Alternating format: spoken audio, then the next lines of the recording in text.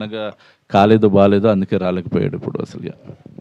And Darsi I think 7 years back అన్నప్పుడు తను ఆ టైంలో he did couple of 2-3 films చేశారు. దాన్ని మా ఫిలింకి హీ వాజ్ వెరీ బిజీ.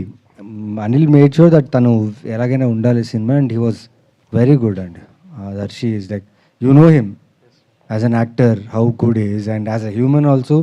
అంటే సినిమాకి కథకి క్యారెక్టర్కి ప్రాణం ఇచ్చేస్తాడు, అలాంటి ఇంప్రూవైజ్ బాగా చేస్తాడు. సో ఆ టైంలోనే తనతో వర్క్ చేసేటప్పుడు చాలా మంచి ఎక్స్పీరియన్స్ ఉంది. And I'm very happy for him. Court movies really doing good and wall poster cinemas they are consistently giving good films and content చాలా బాగుందని. ఇంకా ఫిలిం చూడలేదు బికాస్ ఆఫ్ షూటింగ్స్, బట్ ఒక మూడ్లో ఒక ఎమోషన్లో వెళ్ళి చూడాలి.